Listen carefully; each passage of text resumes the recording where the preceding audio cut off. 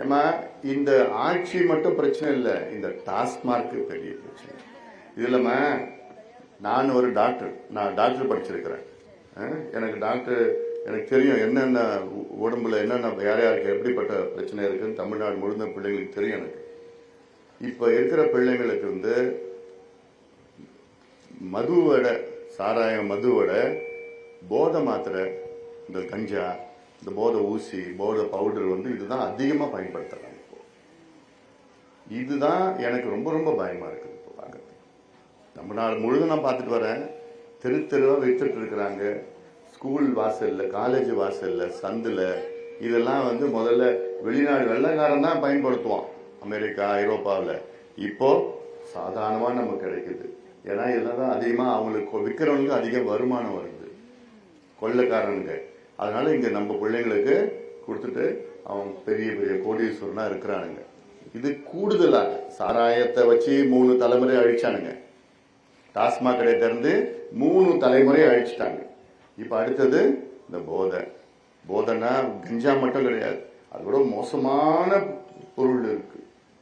அதுதான் போட்டாங்கன்னா உங்களுக்கு தெரியவும் தெரியாது, உங்க பிள்ளைகளோ பேர பிள்ளைகளோ பயன்படுத்துறான்னு தெரியாது. தெரியறதுக்கு 1 வருஷம் ஆயிடும். வருவான், சாப்பிடுவான், ஊசி போட்டுவிட்டு வீட்டில் வந்து சாதாரணமாக படுப்பான், சாப்பிடுவான், வரேன்னு சொல்லிட்டு போயிடுவான். ஆனால் கண்டுபிடிக்கிறது ரொம்ப நாளாயிடும்.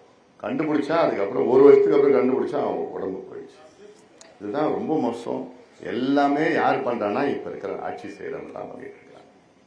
அவங்களுக்கு மனசாட்சியெல்லாம் கிடையாது, மனசாட்சியெல்லாம் இல்லை. இது 6 நாள்ல 1 வாரத்துல என்னால ஒழிக்க முடியும்.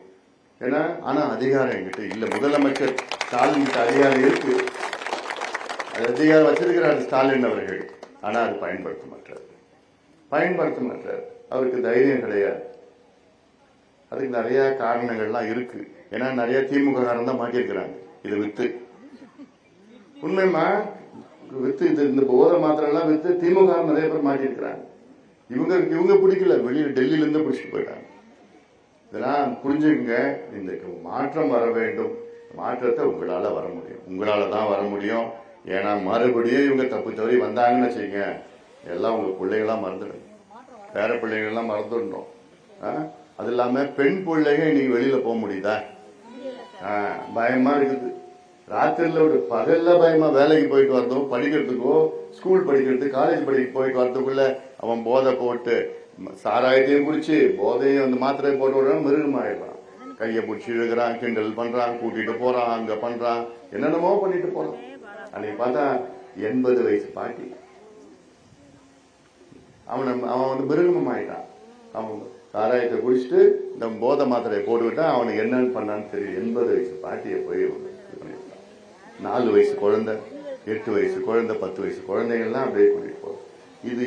இது மாதிரி இன்னும் ஒரு முறை இவங்க ஆட்சிக்கு வந்தாங்கன்னா முடிஞ்சு போச்சுமா. அதுதான் எனக்கு பயமா இருக்குது. நான் இங்க ஓட்டோ அதுவல்ல, ஒரு ஆட்சி மாற்றம் வரணும். இவங்க வேண்டாமா, போதும். 4 ஆண்டு ஆண்டுட்டாங்க, இன்னும் 6 மாசம் இருக்கு, போதும்.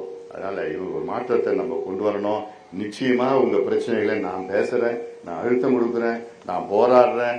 இந்த பிரச்சனைகளுக்கு எனக்கு நல்லா தெரியுது என்ன நடக்குது. என்ன உங்க பிரச்சனை ஒரு பக்கம் இருக்குது, அங்க முதலாளிகள் பிரச்சனை ஒரு பக்கம் இருக்குது. இந்த தொழில் இன்னும் இருக்கணும், அப்படியே இருக்கணும், காலங்காலமா இருக்கணும். அதே நேரத்துல நல்ல உங்களுக்கு பாதுகாப்பா இருக்கணும். உங்கள் உடலுக்கும் உடம்புக்கும் உயிருக்கும் பாதுகாப்பா இருக்கணும். நல்ல உங்களுக்கு இந்த சம்பளம் அதிகமா இருக்கணும், கூலி அதிகமா இருக்கணும், போனஸ் இருக்கணும், உங்களுக்கு மகிழ்ச்சியா இருக்கணும். அதே வேலையில இந்த தொழில் இன்னும் நல்லா இருக்கணும். அதுக்கு தான் வந்திருக்கிறேன் நான். நிச்சயமாக நான் அதெல்லாம் நான் செய்வோம்.